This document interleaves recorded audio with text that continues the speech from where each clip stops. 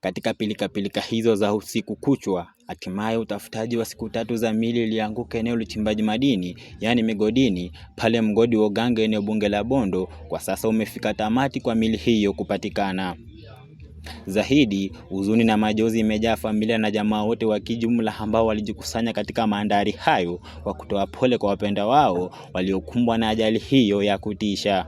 Kwa ile inawezekana, tuko bure nyumbani, hakuna kila kitu yenye tuko nayo, hatuna nyumba. Kwa hayo maombolezi ya timanzi, familia husika ilimtaja marehemu kama mja aliyekuwa na bidii za mchwa pale kwenye migodi ili angalau ayatimize mahitaji yake pamoja na yale ya kifamilia. Serikali nisaidie, nipate vile hata wageni wakikuja kwangu wanaweza pata chakula, nyumba pia sina.